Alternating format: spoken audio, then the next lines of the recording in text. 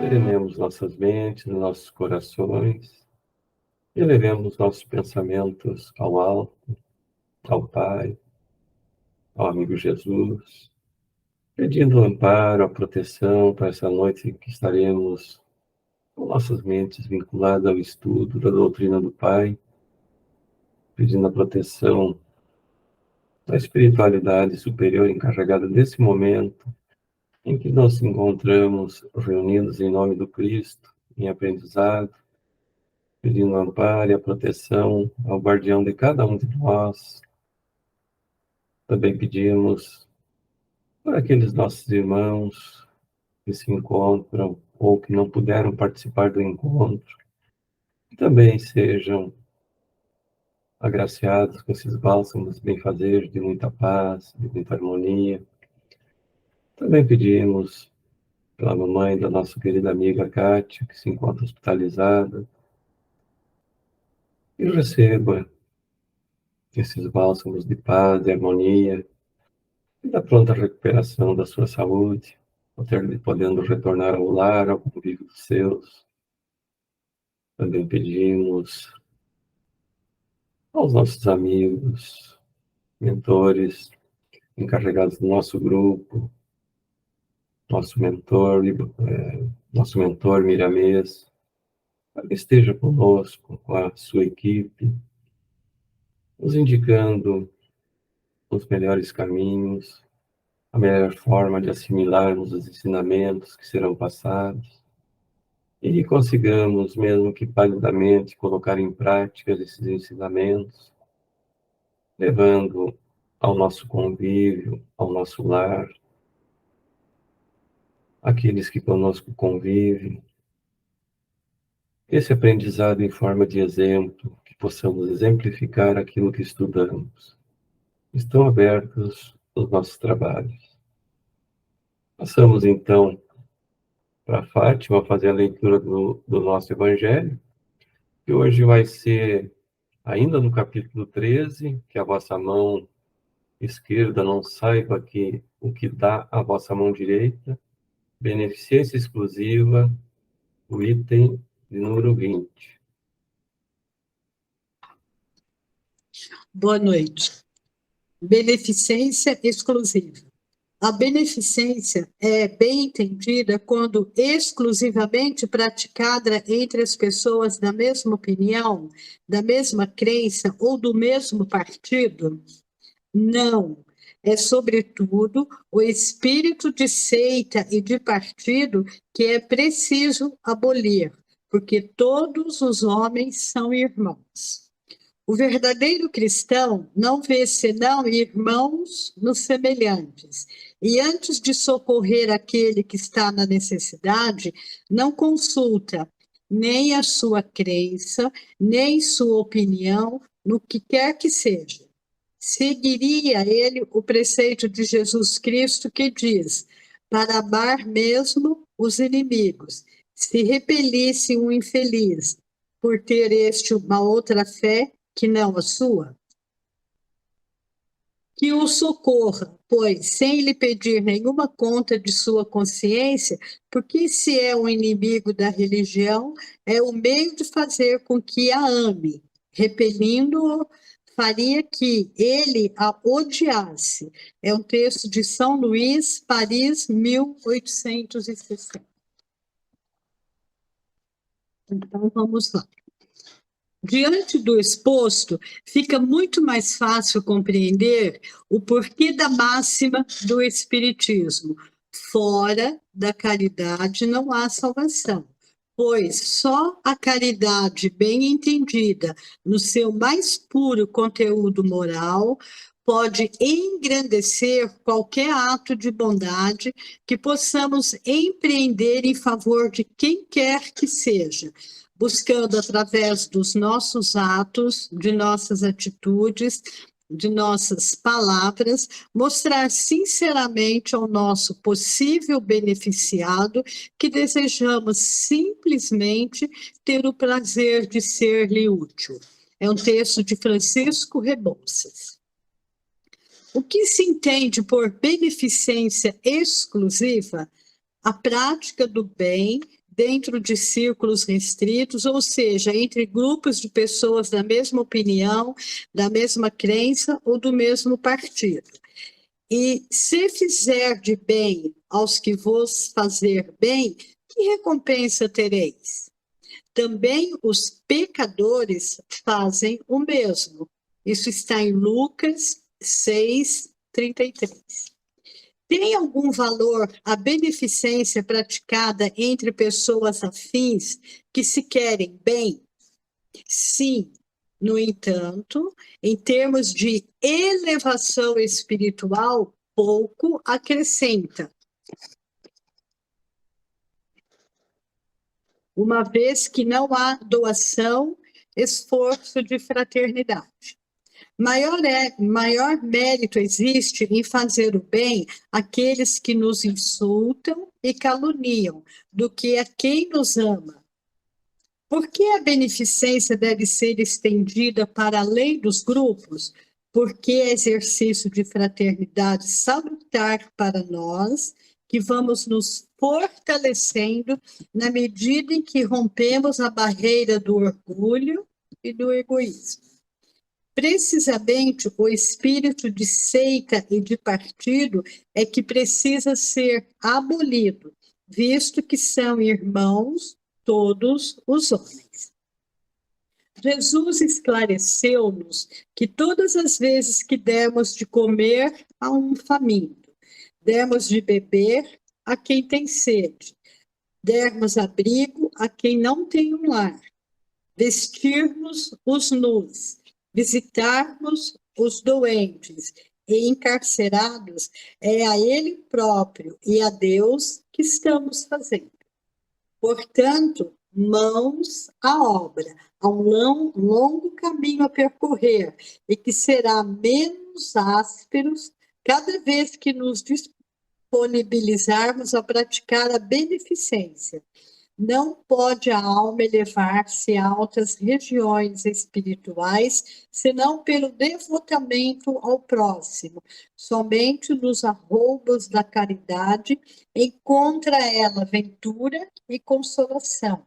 Sede bons. Amparai os vossos irmãos. Deixar de lado a horrenda chaga do egoísmo. Cumprindo esse dever, abrir-se-vos-á o caminho da felicidade eterna. Recomenda-nos São Vicente de Paula, no item 12 do capítulo citado do Evangelho. Então, nós temos que praticar sempre o bem, sem olhar a quem. Essa é a minha contribuição hoje. Muito bom, muito obrigado, Fátima, muito bom. Boa noite, Tayane, boa noite, Edgar, sejam bem-vindos. Boa noite a todos. Não vamos mostrar meu perfil por enquanto ainda, porque eu estou na sala de maquiagem. Kátia, como é que tá tua mãezinha? Deus, estamos em prece para ela, tá? Deus abençoe, beijo no coração de todos vocês. Daqui a pouco eu entro com bem bonitinho, perfumado, tá? Muito bom, senhor Edgar. Vamos aguardar ansiosamente aqui. Mas então, a beneficência exclusiva. Olha que interessante esse texto e os textos que a Fátima nos colocou, né? Como é muito simples quando se está entre amigos, entre familiares, entre aqueles que têm um mesmo pensamento, né? É mais simples para nós. Porque se a gente olhar assim, até mesmo os acelerados, eles têm os bandos dele, que entre eles se dão bem, não é? E, no entanto, estão contra as leis morais, as leis dos homens. Então, quando essa beneficência é como se fosse um clube de amigos, né? Entre amigos, entre familiares, ela, claro que tem valor, não vamos dizer que não. Mas, a partir do momento que nós temos que fazer a caridade, participar de grupos estranhos ao nosso, né? Com pensamentos diferentes, como modifica a nossa forma de ver as coisas, né? Como nós queremos que as pessoas tenham os mesmos pensamentos que nós, que ajam como nós agimos, que façam o que nós fazemos. como tudo parece não é mais fácil, né? E, no entanto, nós esquecemos que nós somos uma grande família. Começamos na pequena família, que é a nossa família consanguínea, mas nós somos irmãos em espírito, né? Então, nossa família é imensa. Mas a gente vê, assim, a nossa ignorância como homens, né? Como nós evoluímos pouco. Se a gente olhar, assim, desde sempre, vamos dizer assim, mas principalmente com com a criação das religiões, né? Quando essa religião é melhor que aquela é melhor que essa, e aí os homens começaram a colocar os seus equívocos dentro das religiões. Quando a gente viu o que o Cristo tinha, ele não tinha uma pedra para dizer que era sua, para encostar a cabeça, para repousar, não é? Nunca vimos Jesus dizer que isso ou aquilo era dele, né? Ele sempre acreditava tudo ao Pai. Então, mesmo Jesus exemplificando como nós, nesse período todo, se a gente analisar, evoluímos pouco. Como a gente vê que, em nome da religião, foram cometidas atrocidades, né?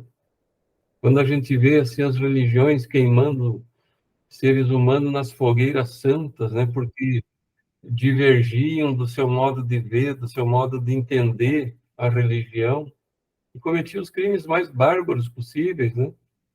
Então a gente vê que, como nós ainda estamos num atraso moral, a gente vendo hoje ainda as religiões tentando se impor à força. Antes era na força da espada, vamos dizer assim, mas continuamos ainda na força das armas, tentando impor a nossa forma de ver, e aquele que não concorda conosco, que não tem o mesmo tipo de visão que a nossa, como nós procuramos segregar, afastar de nós, e não procuramos trazer para junto, para conosco, porque nós também pensamos estar certos, não é? Mas e eles, será que eles não estão? Porque cada um na sua forma de ver, de entender, está certo também.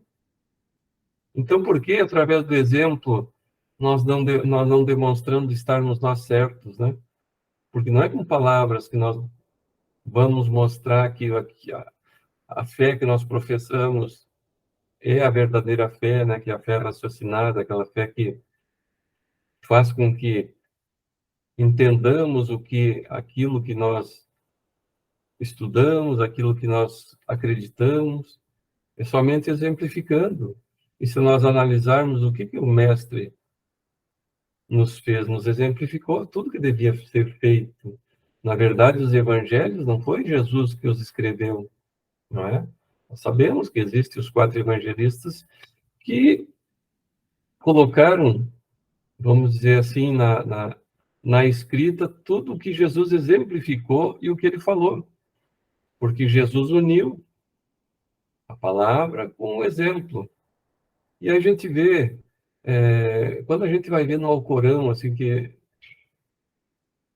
vamos dizer assim, é uma Bíblia, né, do islamismo, quando eles dizem que tem que converter o infiel à força, pelo bem ou à força, é um equívoco muito grande, né?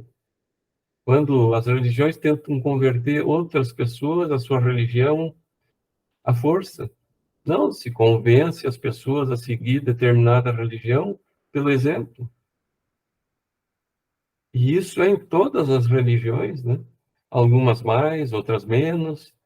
E a gente vê isso em todos os meios. Nós não vemos nos meios políticos, que são os mesmos homens das mesmas religiões, tendo seus partidos, que o meu partido é melhor que o teu partido. Então, a religião e a política acabam nessa mistura equivocada, né? A gente vê religiosos na política, política nas religiões, partido político dentro das religiões, religiões dentro dos partidos políticos. Então, nós vamos colocando, fazendo essa mistura que ninguém mais se entende. E aí cada um tenta impor a sua verdade.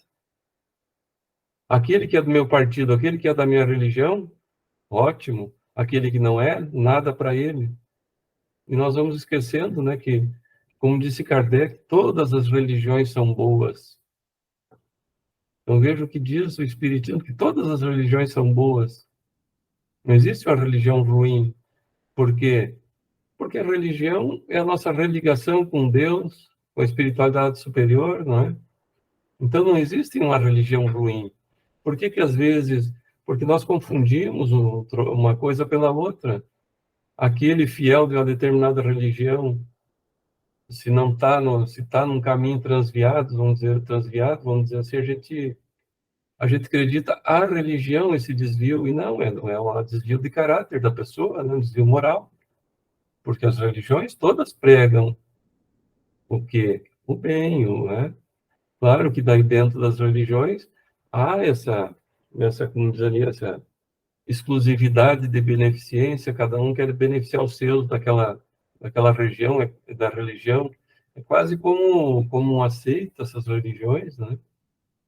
Só a minha é boa, só a minha está certa, eu só ajudo se for meu irmão de religião. E assim nós esquecemos. Nós vemos o que Jesus veio nos ensinar, não é? Jesus não discriminou ninguém. Tanto que ele acolheu todos, né? Desde a prostituta ao ladrão, ao coletor de impostos, todos Jesus tratou da mesma forma como irmãos, né? Mas nós não. E aí entra algo que eu já em outros encontros eu comentei, o que o Haroldo do Tadeu diz. Nós ainda vivemos em tribos. Eu só auxilio quem é da minha tribo. A minha tribo é melhor. A minha tribo merece o melhor, tem que ter o melhor. Então, nós ainda somos selvagens, nós vivemos em tribos ainda. Ah, porque eu sou espírita, o espiritismo é melhor. É minha tribo, o espiritismo, então. Ah, porque eu sou católico, a religião católica é melhor. A minha tribo é a religião católica. Ah, porque eu sou do partido político tal, é melhor que o partido político tal. O meu partido político é uma tribo, então nós ainda estamos num mundo primitivo, onde vivíamos em tribos. Só melhoraram as nossas condições de vida em termos intelectuais, onde o progresso material veio nos auxiliar de uma forma muito grande, mas em termos morais, nosso progresso é muito pequeno. Nós analisarmos a humanidade desde sempre, nós progredimos muito pouco moralmente, intelectualmente, muito. Eu sempre digo assim, eu trabalhei numa empresa de processamento de dados em 1980, são 43 anos. Era o surgimento dos computadores. Então, eu vendo uma impressora daquela época, como programar um computador naquela época, e vendo hoje um computador que é do tamanho de um botão, tamanho de um grão de feijão, ali tem um computador, um chip que se instala no cérebro do ser humano, um computador. Então, intelectualmente, nós progredimos muito. Mas, imoralmente, quanto nós progredimos, né? Quando ainda vemos as pessoas morrendo nas filas de hospitais por falta de atendimento, crianças morrendo de fome nas escolas por falta da merenda escolar.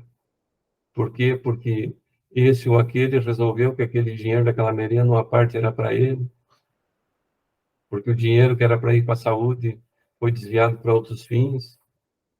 E aqui não tem partido político, aqui tem seres humanos que ainda estão transviados, né?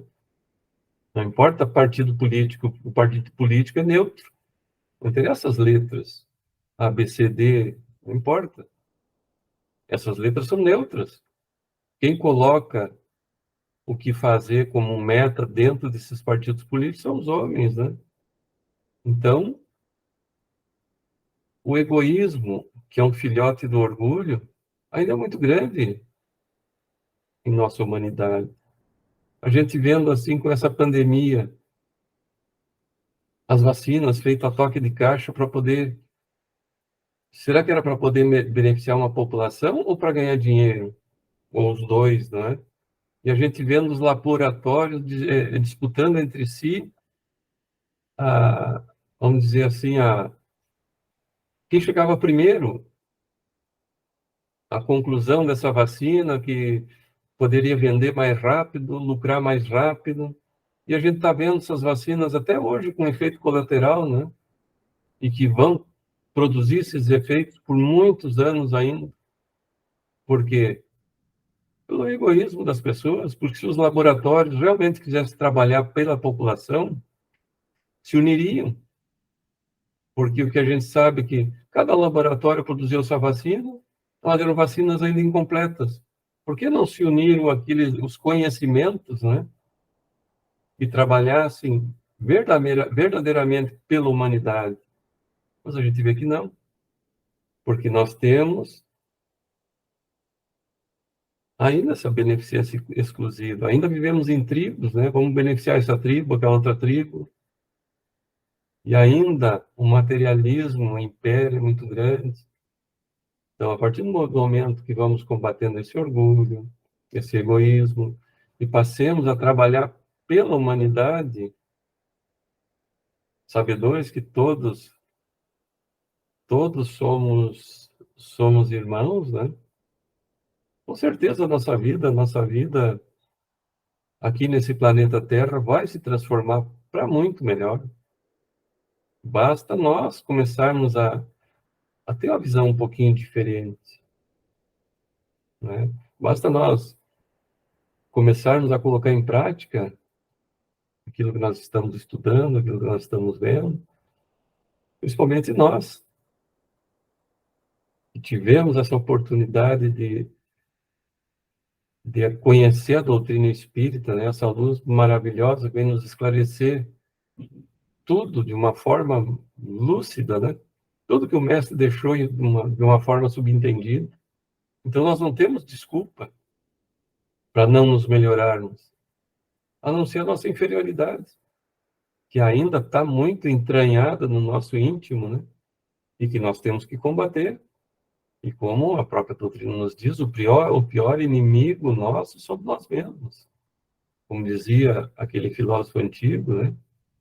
Conhecer-nos a nós mesmos, combater essas nossas más tendências. E o nosso principal inimigo somos nós mesmos. Essas más tendências que nós temos, né? Alguém gostaria mais de um comentário? Gorete?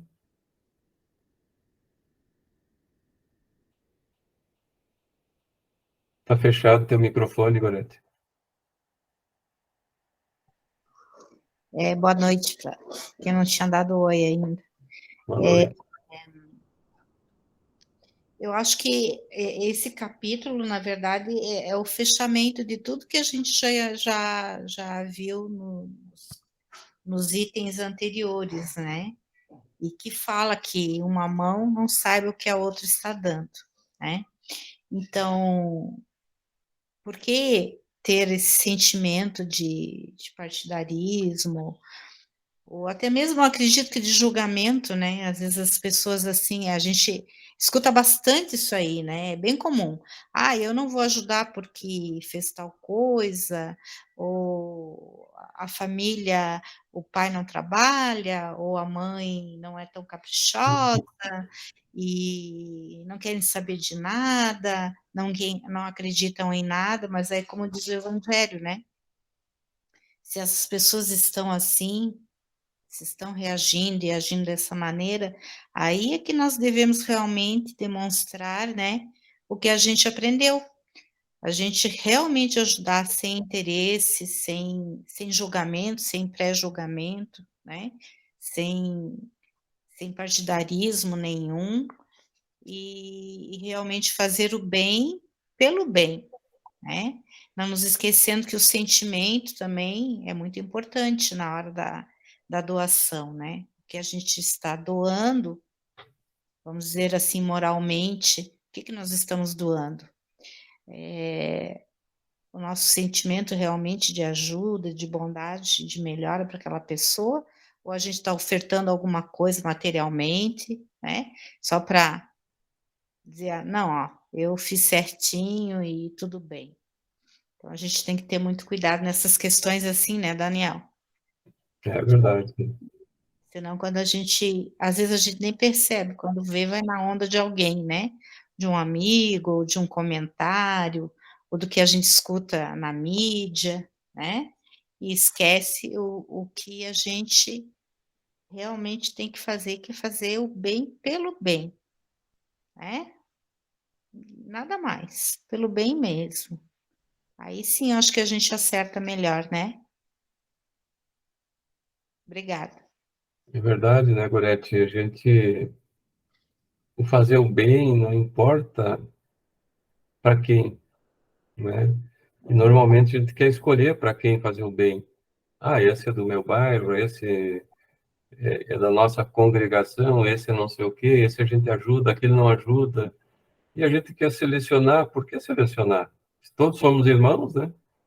Então, aquele que primeiro, né, aquele que mais necessitar e que primeiro vai pedir o nosso auxílio, que seja esse que nós vamos ajudar. Não importa que religião siga, né? Não importa que partido seja, desde que atendamos à necessidade dessa pessoa. E isso a gente vê principalmente dentro da política. Os seres humanos, eles vão separando por categoria, né? As próprias religiões separam por categoria. Esse é para cá, aquele é para lá. Agora as categorias são cheias de letra disso, letra aquilo. Esse é da tal letra isso, esse é da letra aquela. Esse nós ajudamos, aquele nós não ajudamos. O próprio ser humano está dividindo, se colocando em tribos, né? Então, até esses dias eu estava vendo um filme de ficção e é um filme apocalíptico, assim, do que aconteceu no futuro e tal com a Terra, onde a humanidade se dividiu em tribos novamente, né? Então, isso é a visão que as pessoas têm, uma visão materialista, em que daí as tribos, cada uma seguiu para uma região do planeta e ali viviam, e depois a tribo tal queria invadir o território de tal. Quer dizer, na visão de quem produziu esse filme, nós vamos voltar ao primarismo, né? Então, não leva em consideração a evolução, que o ser humano ele não retroage, ele não volta.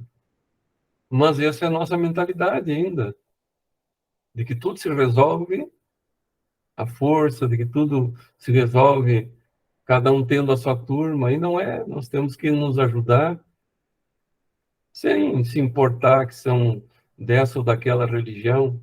E a gente vê assim, infelizmente, algumas religiões evangélicas, né? Como eles segregam, eles se separam dos demais, né? Ah, se é da nossa religião, aqui nós ajudamos, certo? Não, e não é. A gente vê outras religiões que auxiliam a todos. Algumas religiões, quando vão auxiliar, tem que frequentar a nossa igreja, a nossa religião. E não é assim, né? Não importa de que religião seja, de que partido seja, se é branco, se é negro, se é, não é? Todos somos filhos de Deus, todos somos seres humanos iguais. Esquecemos que o espírito não tem cor, não tem sexo. Então nós somos todos iguais. Fomos criados da mesma forma, simples e ignorantes, e fomos adquirindo saber durante a nossa jornada, fomos nos intelectualizando, nos moralizando bem pouco, mas nos moralizando, e sabendo que a cada encarnação nos tornamos um pouquinho melhores, e quando a gente faz uma autoanálise, a gente percebe, né, que nós mudamos e o que nós fomos no passado, né? Se hoje nós somos assim, como nós éramos nas encarnações passadas. Mas tem um detalhe que isso nos anima, e essa luz da doutrina espírita ela nos mostra o caminho. Basta nós termos a boa vontade de nos transformarmos, de nos modificarmos, Então só depende de nós. E isso é animador. Para mim me modificar moralmente, depende só de mim. Eu não dependo de uma força exterior. Depende de mim. E isso anima, não é? Porque eu sei que se eu tiver boa vontade, eu vou melhorar. Eu não dependo de uma força exterior, de alguém me dizer, olha, tu vai melhorar. Depende de mim. E isso é muito bom. Senhor Edgar, o que é que o senhor teria para nos acrescentar, senhor Edgar? Agora que o senhor já está maquiado.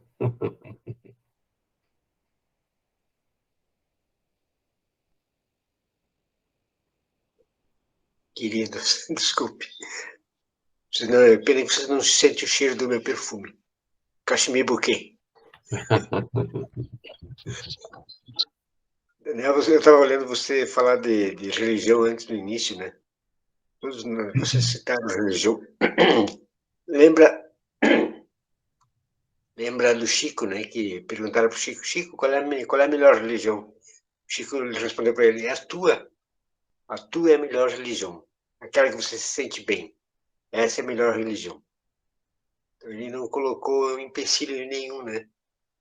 E realmente, fazer o bem sem ostentação, isso é a coisa mais interessante, né?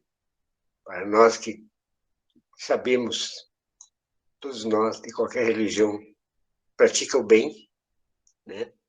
Está tentando ser independente de qualquer repressão, né? Eu acho que independente no sentido de pensamento, mas unido em coração com todas as pessoas que nos rodeiam, pessoas que nos são caras, pessoas que não são difíceis, porque, como vocês falaram, né? Amar as pessoas, fazer o bem para as pessoas que estão ao nosso redor é muito fácil, né?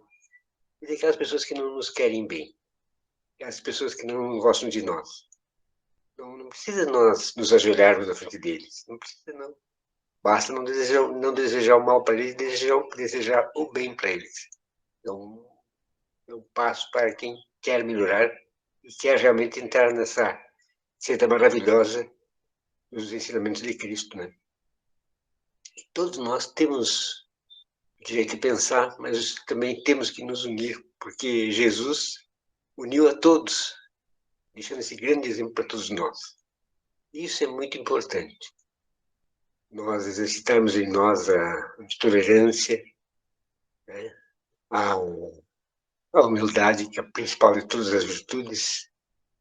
Nós vamos conseguir nos olhar para dentro de nós, olhar a pessoa que está ao nosso redor, nosso semelhante, nosso irmão que está ao nosso redor, como verdadeiros irmãos que somos todos, né? Unidos em todo o universo, somos todos irmãos. Não existe distinção. Jesus deixou esse grande legado para nós e continua, através dos nossos irmãos espirituais, nos auxiliar, nos ensinar a cada segundo de nossas vidas a sermos melhores, cada vez mais, sem olhar com desdém para quem quer que seja, né? A beneficência exclusiva, como falaram inteligentemente todos vocês, seria um muro entre nós e as pessoas, né? Então, a beneficência ela é infinita para nós sermos realmente discípulos de Jesus e dizer que estamos melhorando. Nós não podemos colocar muro entre nós e o nosso semelhante. É muito bom nós sabemos que podemos melhorar, seguindo os preceitos de Cristo, né? Isso aí, Daniel. Obrigado pela oportunidade. Obrigado, senhor Edgar. Mas é verdade, né, senhor Edgar? Nós é que vamos colocando muros e nos separando em bandos, né? E Jesus não discriminou ninguém, não é? O que ele diz? Que atire a primeira pedra quem nunca pecou. E ele esteve com todos os seres humanos daquela época, né? E como ele disse, ele veio pelos doentes, então estava sempre no meio dos doentes, né? doentes morais, doentes físicos. Ele nunca discriminou ninguém. E nós, parece que demoramos para entender isso, para aprender, não é? Marilene. Marilene está nos ouvindo, Marilene? Sim, queridos, boa noite.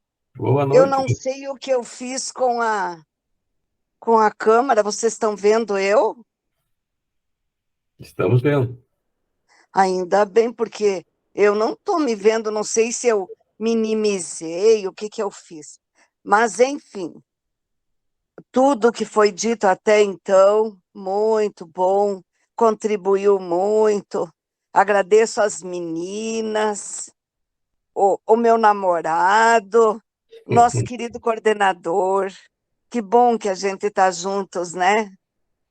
Eu entendo que a gente ainda pensa que se acontece com o outro, daí não é conosco, não tem problema, né? É como se a dor nossa fosse maior. E a gente vê, como já foi dito, os exemplos de Jesus. Eu lembro daquela passagem do Chico, quando ele se desespera de que o irmão havia morrido e a cunhada foi para o sanatório e ele tinha que criar o sobrinho doente, e daí ele fica desesperado e Emmanuel diz para ele, não é? Como ele pode pensar que a dor do Xavier seria maior que a dor de outras pessoas, outras famílias. Lá o local tinha um número enorme de pessoas naquele sanatório, não é? E por que ele estava tão desesperado? E é isso mesmo. Tanto é que a gente vê hoje algumas coisas acontecendo e a gente pensa, não é comigo, né? Mas pode ser comigo daqui a pouco. E quando a gente pensa, por que comigo, então? Mas daí a gente pergunta, por que não comigo? Eu não sou melhor que ninguém. Comigo também pode acontecer problemas, experiências, sofrimentos. E o Evangelho está aí, sempre nos orientando, com estes comentários de irmãos luminares, não é? Que nos ajuda muito. E eu sei que cada um de nós está se esforçando para colocar em prática. Então, que Deus nos abençoe. Obrigada, queridos, pela companhia. Que bom que nós temos vocês. Obrigado, Marilene. Que bom que nós temos vocês também, Marilene. Você, seu Edgar. Kátia, consegue falar, Kátia? Não. Um pouquinho. Bom, gente, eu penso o seguinte, eu acredito que a partir do momento em que o homem ele tem boa intenção no coração e ele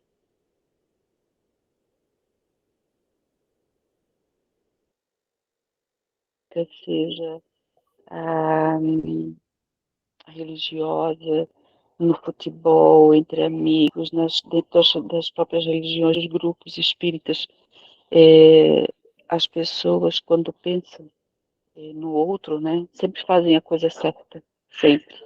Então, o problema de tudo que já foi falado aí, que o Daniel também falou sobre essas questões políticas e religiosas e tudo mais, é exatamente isso. É quando não se está pensando no próximo, no bem do próximo, no bem do coletivo, no bem do povo. Está se pensando em causa própria, né? Dentro do seu orgulho, da sua vaidade, da sua necessidade de poder. E aí acontece o que acontece, né? Era isso que eu queria falar, gente. Obrigada. Desculpa, eu estou saindo e voltando, mas é porque meu pacotinho aqui precisa de mim aqui para ir no banheiro e tudo mais. Obrigada, gente. Deus abençoe vocês. Obrigado, Kátia. Tayane, tem algo mais para acrescentar? Ouvindo a Gorete falar sobre, né, seu fechamento ali do capítulo e e o que nós aprendemos, né, com tudo isso que nós vimos nesse capítulo. E aí o senhor falou sobre dominar, né, as más tendências, e acho que uma coisa combina muito com a outra, né, porque conforme nós vamos avançando no evangelho e como nós sempre falamos, né, um assunto acaba sempre relacionado ao anterior e um se ligando ao outro, e como é importante nós, até como a dona Marilene falou, né, estamos em aprendizado, então é natural que nós vá errar inúmeras vezes, e o importante é justamente isso, quando nós aprendemos, conseguir aplicar isso para dominar nossas más tendências, né, porque muitas vezes vem o desafio logo ali, né, nós saímos do estudo, amanhã já vai acontecer alguma coisa que vai nos trazer a lembrança do que nós vimos em aula. E como é fácil quando nós ainda não temos tanto controle dessas nossas más tendências, a já julgar o outro muito rapidamente, né? Então, em primeiro lugar, aconteceu algo que é bem o que foi falado também. Esse eu vou ajudar por motivo A, o outro eu não vou por motivo B, sendo que eu nem conheço a realidade a fundo daquele outro, né? Então, acho que isso que a Gorete falou muito bem de o que nós aprendemos, né, com tudo isso, é justamente nesse primeiro olhar, nós conseguimos dominar esse primeiro pensamento que vem, né? Então, às vezes, o outro é muito diferente de mim. Então, algo tem errado com ele. E, então, por quê, né? Então, nós somos todos filhos de Deus, e é como está sendo falado, né? Foi sendo segregado, né? As pessoas foram tendo as suas tribos, enfim, e acaba que muitas vezes nós temos esse pensamento, né, do outro ser tão diferente. Mas aí por que que o diferente dele é errado e o meu não? Então, por que que eu julgo ele e eu quero ser aceito por essa mesma pessoa, né? Eu acho que quando nós começamos a pensar nisso, não importa mesmo a religião, qual é o partido político, qual é o time de futebol, como a Cati falou, né? Ou que seja, que o esporte também, né? Algo que a gente vê que acaba dividindo muitas pessoas, e as pessoas muitas vezes entram em um fanatismo porque elas já têm aquilo dentro dela, né?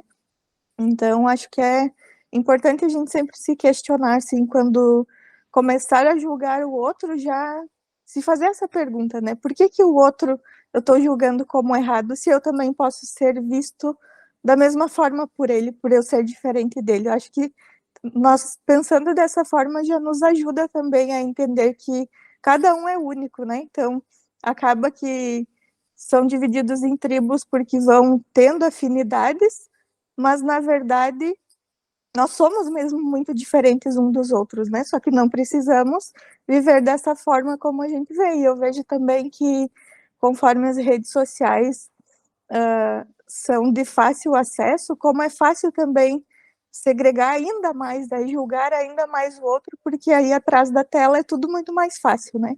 Então, se eu estou atrás da tela, não vai acontecer nada comigo, então eu posso ir lá e falar um monte de besteira para o outro, agredir o outro, que eu vou ficar tranquilo porque ninguém vai saber quem eu sou. Então, tomar esse cuidado que não importa, né, se é pessoalmente ou se é através de uma tela.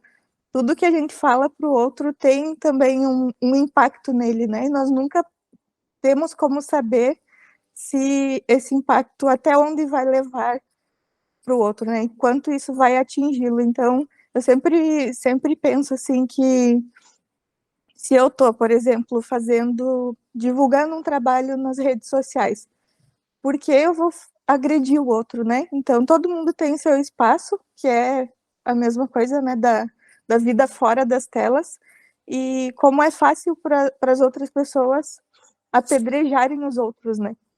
Então, se eu tenho o direito de ser quem eu sou, né, independente de qualquer religião, o outro também tem o mesmo direito. Eu acho que nós, pensando dessa forma, né, que eu sou um ser humano assim como o outro, nós já conseguimos também mais fácil fazer esse exercício de que eu, até onde eu posso ir, o outro também pode, sem nenhuma distinção.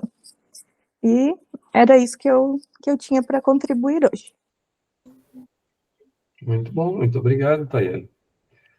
Mas isso Esse é um fato e nós não nos damos conta que sempre que um ser humano cai, a humanidade cai junto, porque nós progredimos individualmente, mas é em grupo que nós caminhamos. É uns auxiliando os outros, uns puxando os outros, né? Então nós vamos nos conduzindo em grupo. A gente sabe que uma vara sozinha ela quebra fácil, um feixe de vara não. Então o nosso progresso é individual, mas nós caminhamos juntos. Nós precisamos uns dos outros. Por isso vivemos em sociedade, uns auxiliando os outros. Mas ainda é uma questão de egoísmo, né? Eu penso em mim, na minha tribo, nos meus, e não penso no todo. Então nós só vamos realmente poder nos chamar de irmãos, nos considerar irmãos, quando conseguirmos caminhar juntos e nos auxiliarmos sem distinção de espécie alguma. Agora, é interessante, né? A gente sabe que a nossa humanidade, o progresso, ele não cessa nunca, ele vai avançar sempre. Querendo ou não, nós querendo ou não, o progresso ele avança. E ele vai nos levar por diante juntos. Nós vamos nos obrigar a progredir. Às vezes a gente pensa que o mundo está em retrocesso. Tanta coisa que a gente vê, não é? Mas não é assim. Mesmo no caos, há o progresso. Sempre progredimos. Claro que, às vezes, podemos atrapalhar um pouco esse progresso, mas ele nunca cessa. Porque é uma lei de Deus. Se é uma lei de Deus, jamais ela vai deixar de ser processada, né?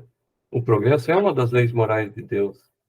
Então, querendo ou não, por mais que queiram atrapalhar esse progresso, e às vezes até conseguem, ele vai acontecer, ele vai prosseguir, né? Nós vamos progredir. É uma lei de Deus.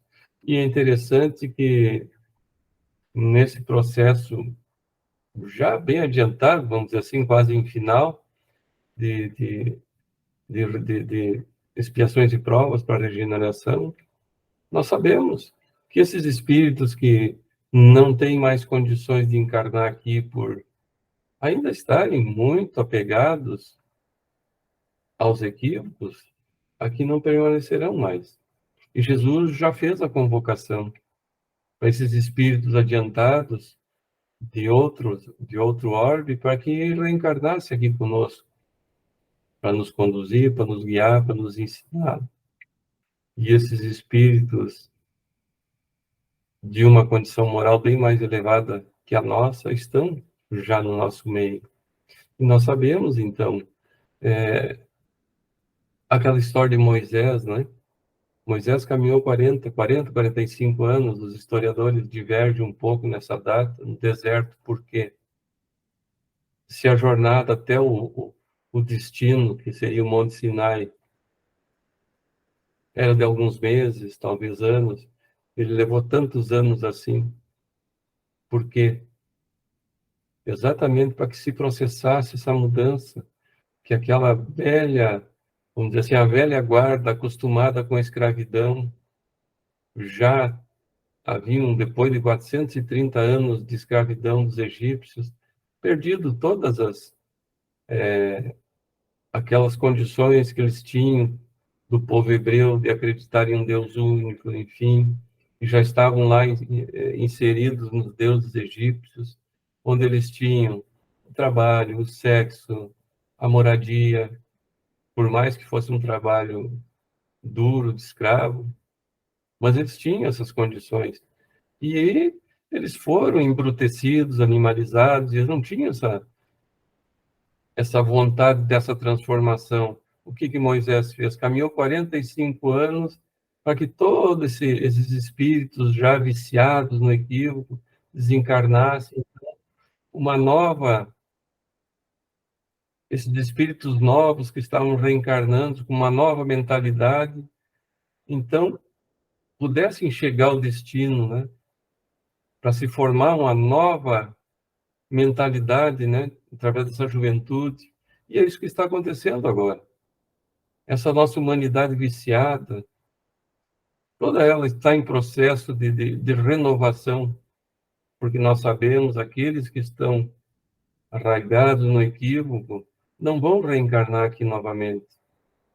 Reencarnarão, além desses espíritos missionários, espíritos que têm a boa vontade de se transformarem, de se melhorarem, que já estão nesse processo de auto-reformarem-se.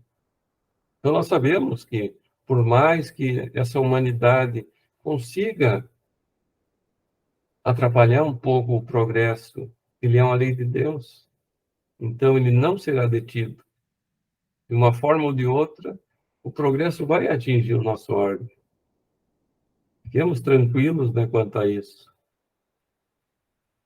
Eliane, algo a nos acrescentar, Eliane? Só escutando, gente. Só escutando mesmo. O pessoal Muito já bom. falou bastante coisa, né? Muito bem. Alguém teria mais um comentário para fazer? Algum questionamento? Acrescentar algo mais? Todos tranquilos? Todos prontos para a prova? Então, eu vou abrir a nossa mensagenzinha de hoje. Todos estão vendo a nossa imagem? Muito bem. Então, vamos à nossa mensagem de hoje, o que ela nos diz. Agressão e sofrimento, injúrias em derredor. Quem não passou por isso, né? É um questionamento. O que é uma injúria?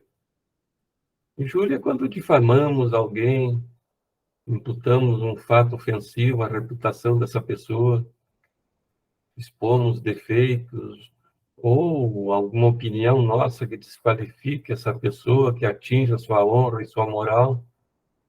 Então, isso é uma injúria. E quantas vezes fomos injuriados ou injuriamos alguém, não é? Preferível é que sejamos injuriados e não que injuriamos alguém. Quem não sofreu uma agressão. E aqui não se fala em agressão física, mas agressão moral, né? Uma agressão moral, muitas vezes, ela nos atinge mais do que uma agressão física. Quando nos imputam algo que não somos, que não fizemos, não é? Então, quantos de nós passamos por isso? E às vezes, muitas vezes, perdemos a esperança, né? Achamos que o mundo está perdido, que a humanidade não tem salvação, principalmente quando a gente vê aqueles programinhas de sofrimento na TV, né? Que tudo está perdido, que nada vai melhorar. E aí a mensagem continua. Recorda em qualquer momento que Deus faz sempre o melhor. Então, por que somos agredidos? Por que sofremos? Por que recebemos muitas vezes injúrias? Porque Deus sabe do que nós precisamos, do nosso crescimento moral, espiritual. E não nos esqueçamos que, ao reencarnar, nós pedimos para passar por essa ou aquela situação. Porque, por mais que pensemos, ninguém é inocente. Todos nós sofremos algum tipo de agressão, de injúria, porque um dia no passado nós devemos sempre lembrar que não existe efeito sem causa. Um dia nós causamos esses mesmos sofrimentos, por isso hoje nós estamos a resgatar. E que bom que estamos resgatando. Não, que ali na frente estaremos melhores, estaremos com os nossos débitos quitados, não é? Então, essa é a nossa mensagenzinha de hoje. Alguém gostaria de fazer um comentário sobre a nossa mensagem? Por favor, fiquem bem à vontade. Edgar? Agora lembrando do Chico, né? A gente sempre lembra do Chico. Aquele senhor que foi se queixar para ele, né? Poxa, Chico, como eu estou sofrendo, Chico, como eu sofro. É difícil meu sofrimento. E, Chico, parabéns, meu irmão. Estou feliz por você. Como feliz? Antes você só batia, agora você está apanhando um pouquinho também. É verdade, né, Cidegar? A gente tanto fez que um dia tem um retorno, tanto nas coisas boas como nos equívocos, né? E quando nos equivocamos, que bom que estamos resgatando. É sinal que ali na frente não vamos precisar mais passar por esses sofrimentos, né? Gorete, algum comentário a respeito da mensagem? Eu só vou ler aqui um pedacinho, então, que eu acho que também tem a ver com a mensagem. Diz assim, ó, não te canses de fazer o bem, é de Fonte Viva, do Emmanuel. Quem hoje te não compreende a boa vontade, amanhã te louvará o devotamento e o esforço. Jamais te desesperes e auxilia sempre. A perseverança é a base da vitória. Não ouvides que ceifarás mais tarde em tua lavoura de amor e luz, mas só alcançarás a divina colheita se caminhares para diante, entre o suor e a confiança, sem nunca desfaleceres. Então, para que continuemos sempre, né? Mesmo sofrendo, vamos dizer assim, os impositivos da lei, né? Vamos continuar, né? Não vamos desistir. E eu penso assim também que às vezes a gente não pensa, né? O quanto os nossos mentores espirituais, o quanto eles nos ajudam e se esforçam para que a gente permaneça fazendo bem também, né? Para que a gente não venha falhar muito, perder a nossa oportunidade nessa reencarnação, né? Quanto bem eles têm feito por nós e eu acredito assim que eles almejam, né, com toda a bondade que eles são capazes, que eles têm, que a gente sabe, que a gente possa estender as nossas mãos, né, a todo e qualquer ser que se aproxime de nós, amando realmente, né, de todo o nosso coração, de toda a nossa alma, de todo o nosso entendimento, com fé, com muita esperança, pensando assim que um dia estaremos mais próximos de Jesus. Né? Obrigada. Obrigado, Gorete. É verdade, né? E nós esquecemos, mas quando nós reencarnamos, esses mesmos amigos que hoje nos intuem estavam lá conosco, nos apoiando, nos dando aquela força, né? Vamos, nós estamos juntos, vamos estar contigo, vamos te apoiar, vamos te orientar. E às vezes nós nos deixamos vencer por desânimos, né? De algumas contrariedades da vida. E tem momentos que parece que não tem ninguém conosco, todos estão contra. E esquecemos que tem uma falange de amigos lá que está conosco, vibrando conosco, vibrando que a gente acerte, que faça as coisas certas, né? Quando a gente se equivoca, que eles sentem lá também, mas não desistem de nós, porque serve que estar conosco, né? E que bom que nós temos eles e podemos contar com eles. Então basta que consigamos sintonizar com esses amigos que estão aí conosco, né? Muito bem. Marilene, algo a comentar, Marilene? Queridos, eu estava aqui pensando nesta última frase: Deus faz sempre o melhor. Quantas vezes na nossa vida que no momento que acontece algumas coisas conosco, a gente não entende e às vezes nem admite. Só mais tarde a gente entende. Eu vou contar uma história para os irmãos. O meu primeiro filho, ele se chamava Paulinho. E eu caí quando estava grávida dele, e naquela época, bem, eu ganhei ele em casa, não é? Não tinha assistência.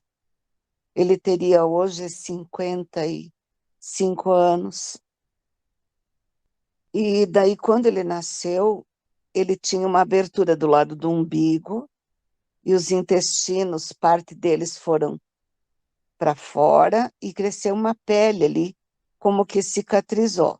Mas, claro, ele precisou fazer uma cirurgia imediatamente.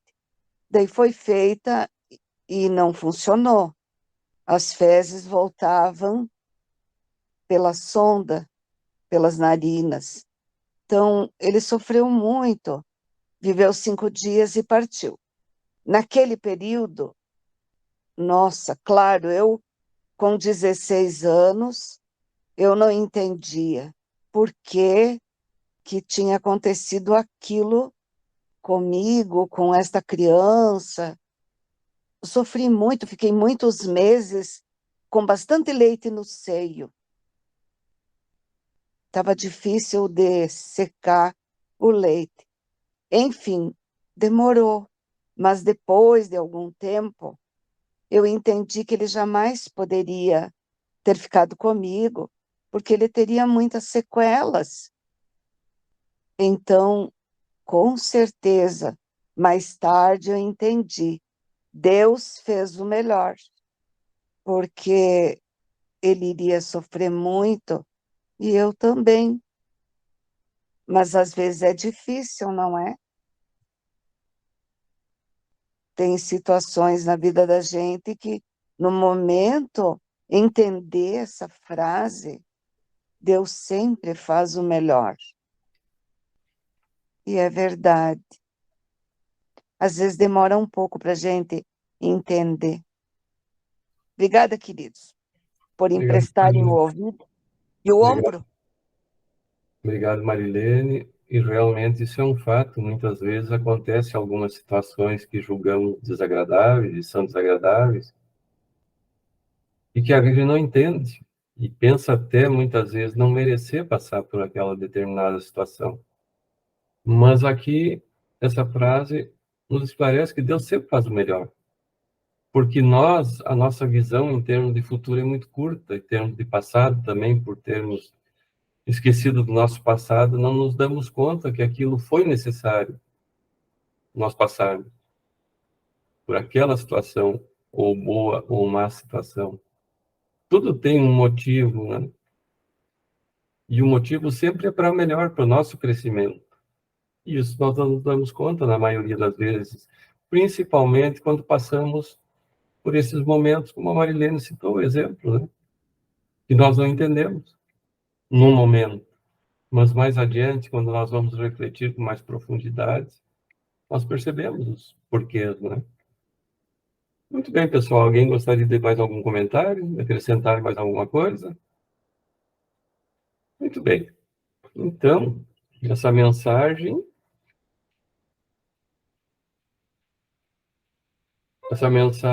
ela saiu lá do livro Perdão e Vida, Francisco Cândido Xavier, o Espírito Lobo Costa.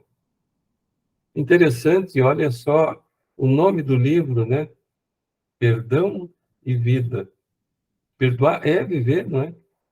Quando perdoamos, nos desvinculamos daquela pessoa pela qual nos mantínhamos ligados, né? Pela raiva, pelo rancor, pela mágoa, pelo ódio. Quando perdoamos com sinceridade, perdemos esse vínculo. Não importa quem seja. E a partir do momento que nós não conseguimos perdoar e que mantemos essa mágoa conosco, ela só está nos prejudicando e não nos damos conta muitas vezes, né? Quando permanecemos com esses sentimentos, só prejudicamos a nós. E quando perdoamos, é como diz o título do livro, perdão é vida. Perdão e vida, não é? Muito bem, pessoal. Estão todos tranquilos? Vamos seguir, então, com o nosso tema de hoje. nós vamos ver, então, continuar vendo, né, no módulo 1, a introdução ao estudo do Espiritismo, roteiro 3, que é o tríplice aspecto da doutrina espírita, que nós já vimos. Nós vimos, então, que o tríplice aspecto é aspecto científico, filosófico e religioso, não é? Nós vimos o aspecto científico. Lembram que nós paramos, então, para falar um pouquinho sobre o William Crookes, porque como é o aspecto científico, ele demanda um estudo científico do espiritismo ou do espírito, como se processa esse estudo, como poderíamos estudar o espírito, não é? Então, nós vamos ver que o William Crookes, de 1870 a 1874, ele fez esse estudo, porque, como nós vimos antes, a ciência humana é aquela que fere primeiro os sentidos, né? Da visão, da audição, do tato, do olfato. E já o aspecto científico do espiritismo, ele já é um pouco diferente, porque ele já ele é um dos aspectos em que não fere todos esses sentidos, ou às vezes nenhum desses sentidos, porque é um aspecto mais transcendental, né, do mundo espiritual. Mas aqui nós vamos ver que ele, através desses estudos, mesmo o estudo do espiritismo, ele também fere esses nossos sentidos, principalmente a visão, e são as materializações. Então, William Crookes, ele entrou para desmascarar a doutrina. Nós vamos ver, primeiramente, uma breve biografia de William Crookes para a gente entender e o que se passou durante esse período. Tudo que nós vamos falar agora, ele está nesse livro aqui. Não sei se vocês já leram esse livro aqui. A História do Espiritismo, de Arthur Conan Doyle. Aqueles que gostam de história, principalmente do Espiritismo, eu aconselho que leiam esse livro. Ele é muito interessante, fala desses médiuns todos, né, desse período mais antigo, né? Até vou citar uns que tem aqui, por exemplo, temos Swedenborg, Emanuel Swedenborg, um médium sueco. Nós temos Edward Irving, as irmãs Fox. Nós temos um médium chamado Didi Home, que era Daniel Douglas Home, que ele conseguia levitar. Nós temos os irmãos Davenport, nós vamos conversar sobre eles mais adiante. William Crookes também está nesse livro, foi daqui que eu retirei. Nós temos outros médiuns, como os irmãos Ed, os Holmes. Temos aqui o Zappa Paladino, que também é uma das mais conhecidas médiuns, né? Nós temos Madame Esperança, H. Foster, Station Moses. Então, são todos médiuns dessa época passada, que foram os primeiros, né, com essas manifestações espíritas. Então, William Crookes, ele nasceu em Londres, né, na Inglaterra, no dia 17 de junho de 1832, e ele foi o maior químico da Inglaterra, segundo a afirmativa de Sir Arthur Conan Doyle, que é o autor desse livro. Quem já teve a oportunidade de ver o Sherlock Holmes, não esse Sherlock Holmes moderno, mas aquele antigo que a gente via, aquela série na TV, onde ele trabalhava só com a mente, ele não trabalhava com perseguições de marginais, de tiroteios, enfim, que a gente vê nesses filmes de hoje em dia. Ele descobria todos os crimes apenas trabalhando com a mente. E o autor desse Sherlock Holmes era o Sir Arthur Conan Doyle. E ele teve mais alguns. Tinha um seriado também em que as pessoas saíram num balão e voltaram ao passado. Tempo dos dinossauros, ainda foi ele que criou esses personagens. Mas fora isso, nós vamos ver agora quem era William Crookes, né? Então, o que ficou constatado, como nos diz aqui, na trajetória gloriosa desse ilustre homem de ciência, que desenvolveu no campo científico. Foram várias, nós até hoje devemos a ele alguns inventos, que nós vamos ver logo adiante. Então, nós vamos ver que lá em 1855, William Crookes assumiu a cadeira de Química na Universidade de Chester, e como consequência de prolongados estudos do ano de 1861, descobriu os raios catódicos e os isolou isolou o talho, determinando rigorosamente suas propriedades físicas. Então, quando a gente fala isso, os raios catódicos, o talho, a gente não sabe, né? Mas o que são os raios catódicos? Segundo a descrição, eles são feixes de elétrons produzidos através do estabelecimento de uma diferença potencial entre dois elétrons ou dois eletrodos, que contém gases rarefeitos em seu interior. Já vamos chegar no que isso significa. Então, um tubo de raios catódicos, ele é um dispositivo que fornece uma imagem numa tela, um monitor, um visor de radar ou um osciloscópio de raios catódicos, né? O que é um osciloscópio? É uma ferramenta que permite visualizar um sinal elétrico na forma de um gráfico. Então, quando nós vemos lá no hospital aquele gráficozinho, assim, que o paciente está lá e o coração está lá naquele gráfico, graças a William Crookes, que foi o criador, né? Então, o tubo de imagem, aquele antigo, né, da televisão, aquelas lâmpadas fluorescentes, lembram? Tudo foi criação de William Crookes, né? E o talho, o que era?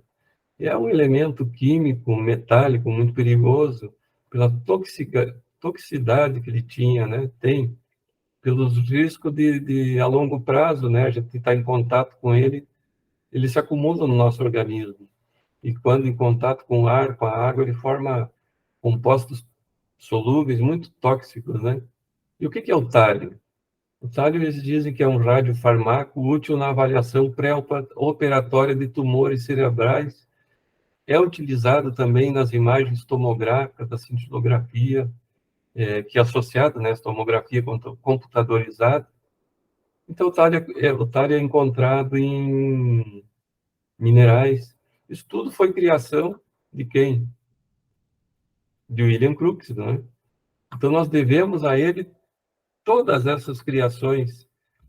E a gente não tem ideia, quando ouve falar em William Crookes, né, que estudou os espíritos. Então, após esses estudos, então, do espectro solar e tal, descobriu em 1872 a aparente ação repulsiva dos raios luminosos, que levou à construção do radiômetro em 1874. E o que é o radiômetro? O radiômetro é um instrumento para medir a radiação. Então, vejam, todas essas coisas que nós temos hoje foram criações de William Crookes. Olha o quanto ele produziu para o progresso da humanidade, né? E no ano seguinte descobriu um novo tratamento para o ouro. A coroação do trabalho científico, então, foi a descoberta do quarto estado da matéria, o estado radiante, no ano de 1878. Aí nós ouvimos falar o quarto estado da matéria, mas o que é o quarto estado da matéria? O quarto estado da matéria é o plasma. E o que é o plasma? Aí nós vamos ver que mais de 90% de toda a matéria existente no universo está em estado de plasma. Aí quando nós estudamos na doutrina espírita o FCU, ou fluido cósmico universal, é esse plasma que William Crookes descobriu, né? Então, sendo esse estado da matéria, ele é encontrado esse plasma, melhor, é encontrado nas galáxias, entre as galáxias, nas estrelas. Esse é o plasma, né? Então, tudo isso devemos ao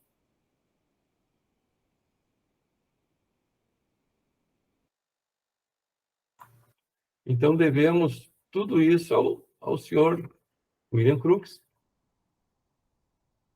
Prosseguindo, então,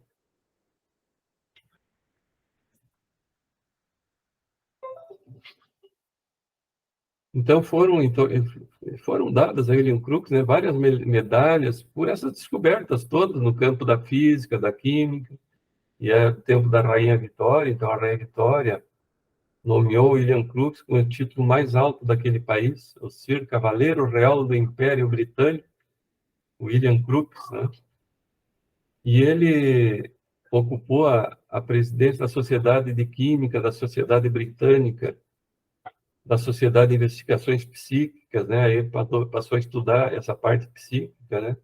E do Instituto de Engenheiros Elétricos. Então, olha, o capital que tinha dentro da química, da física, né? O William Crookes. E ele foi o que deu o pontapé inicial, vamos dizer assim, para a psicologia. Então, com sua fibra de investigador, acabou por pesquisar os fenômenos mediúnicos, a princípio com o fim de demonstrar o erro em que se incidiam os ditos médiuns e todos aqueles que acreditavam piamente em suas mediunidades. Então, quando a comunidade científica soube que William Crookes ia entrar nessa investigação para desmascarar, eles vibraram pela pessoa séria que ele era e como estudioso, como inventor que ele era. Eles achavam assim que ele iria descobrir, então, que era uma fraude, essa história de mediunidade.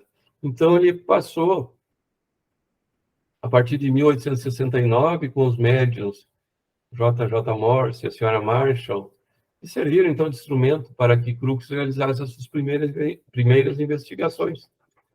Então, este era o William Crookes. Esse era William Crookes e Kate King. Já vamos falar um pouquinho sobre a Kate King, que foi o principal espírito. E essa é uma materialização, se vê, esse todo de branco é a Kate King, é uma materialização, é um espírito.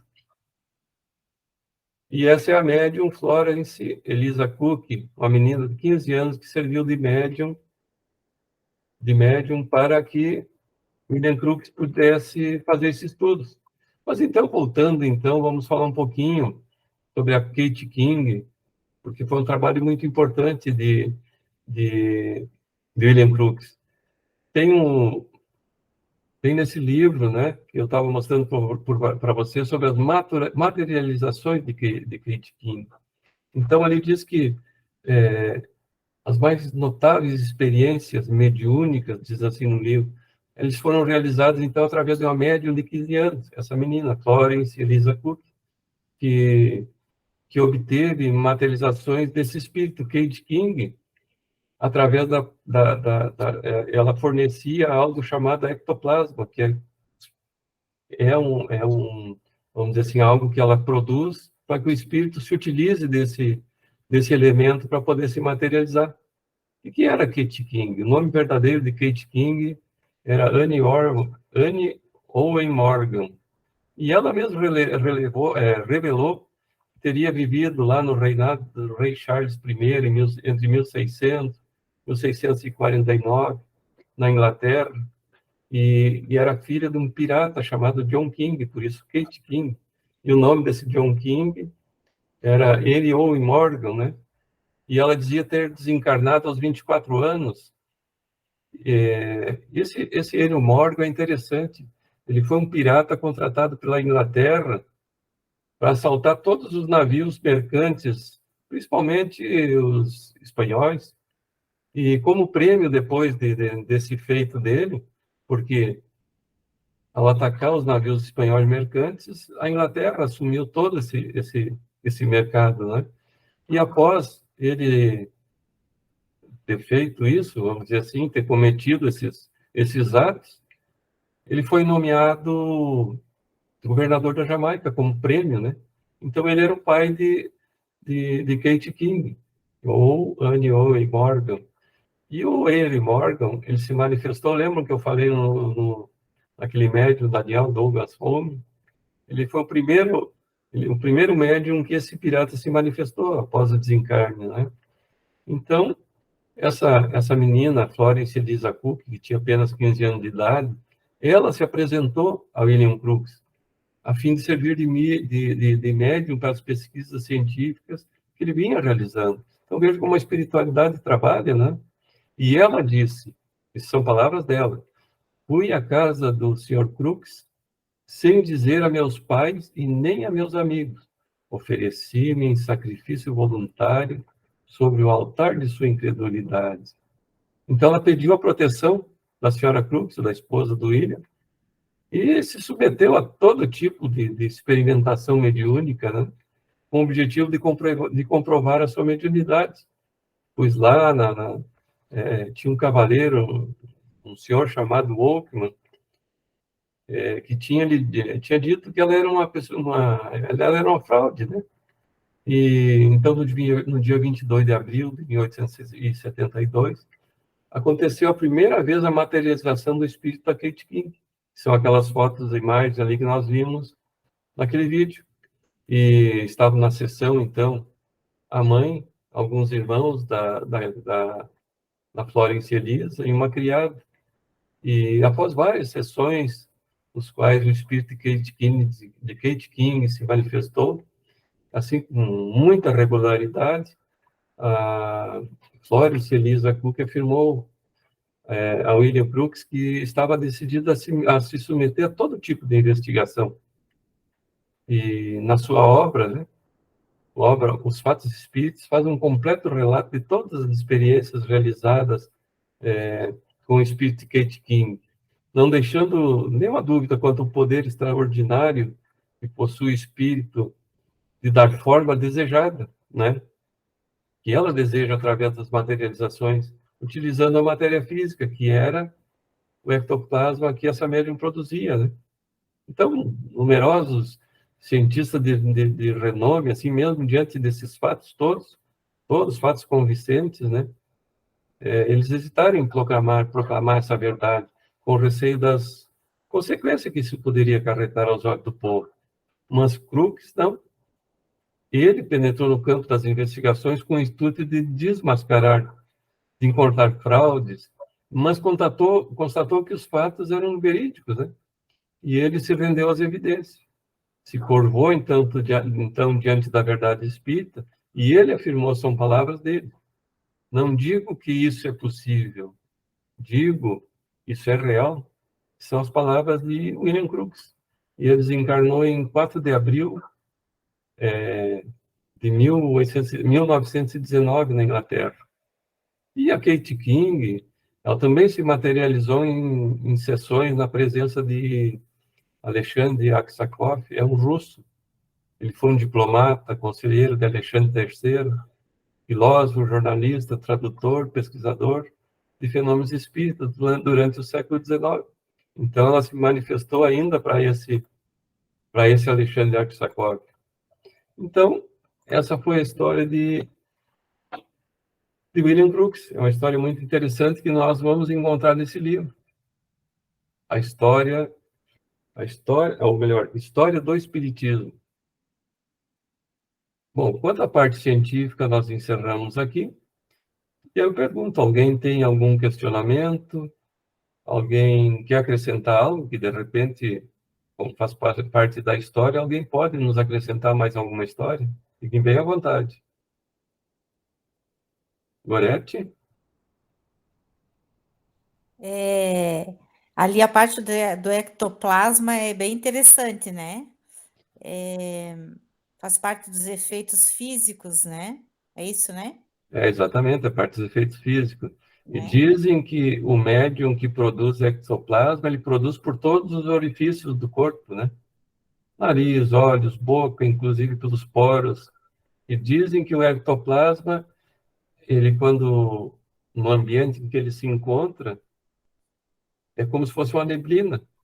Quando a gente viaja de carro e tem aquela neblina na frente, dizem que o ectoplasma é como se fosse essa neblina. E o espírito se utiliza desse ectoplasma para poder se materializar. O próprio Chico Xavier tem várias materializações produzidas com ectoplasma que o Chico produziu.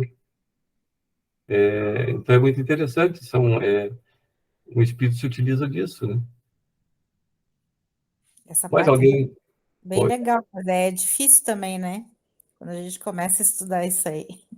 A doutrina espírita, ela é assim, maravilhosa, né? Quando a gente começa a estudar, a gente quer cada vez se aprofundar mais, e a gente passa a entender fenômenos, então, que ia tudo para o campo do sobrenatural, né? E a gente passa a ver que tudo, na verdade, é natural e não sobrenatural.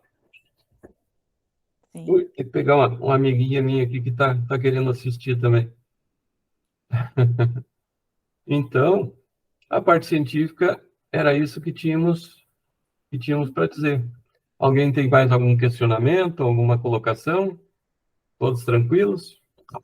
Podemos seguir adiante, então? Então, agora nós vamos seguir para a segunda parte, que é o aspecto filosófico.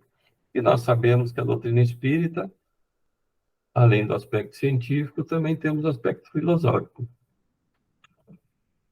A filosofia é interessante. Ela é uma palavra de origem grega, né? Philos, quer dizer amor. Sofia, sabedoria. Então, amor pela sabedoria, não é? E o que nós dizemos, às vezes, vamos filosofar. O que é filosofar? É dizer, refletir sobre questões fundamentais da vida humana, porque quem faz sente que precisa de uma resposta a essas questões, né? Para viver melhor. Principalmente na doutrina espírita, que nos leva àqueles questionamentos, né? Quem sou, de onde vim, para onde vou? Existe vida após a morte? Por que sofremos, né? É interessante, essa questão é muito importante. E nós sofremos e muitas vezes não sabemos por que sofremos, não é? Mas, quando nós adentramos a filosofia, nós passamos a entender, né, por que sofremos. Então, pessoal, nós vamos entrar hoje na doutrina, né, ou melhor, no aspecto filosófico da doutrina espírita. E esse aspecto filosófico da doutrina espírita vem destacado na folha de rosto do Livro dos Espíritos. A primeira obra do Espiritismo, quando Allan Kardec classifica a nova doutrina de filosofia espiritualista. Então, esse é o primeiro passo. E como estamos chegando ao final do nosso encontro, vamos prosseguir, então, no próximo, ou melhor, no próximo temos a nossa palestra. Nossa palestra, então, vai ser dia 25. O nosso palestrante vai ser o Douglas Paulo Tortelli, acho que a maioria já conhece. E o título da palestra dele vai ser Autodescobrimento, uma busca interior. Então, todos estão convidados. E como é uma palestra pública, quem quiser convidar alguém, algum familiar, algum amigo, fique bem à vontade. Então, no próximo encontro será a nossa palestra. Então, vamos encerrar o nosso encontro de hoje. Kátia, posso te pedir para fazer a nossa... Desculpa, Kátia, está no hospital, não. Retiro. Tayane, tu pode fazer a nossa prece final hoje? Posso fazer sim. Então, convido os irmãos a mentalizarem Jesus e agradecemos por mais essa noite, por estarmos na companhia dos irmãos, podendo aprender mais sobre essa doutrina que tanto nos esclarece, nos guia e nos orienta. Agradecemos também pela saúde de cada irmão e pedimos pela saúde da mãe da nossa irmã Kátia. Que os mentores espirituais possam estar acompanhando no hospital e que sua saúde seja restabelecida assim que possível. Mais uma vez, agradecendo ao Senhor pelas bênçãos que são nos derramadas todos os dias da nossa vida e também pelas dificuldades que nos fazem progredir hoje e sempre. Que assim seja.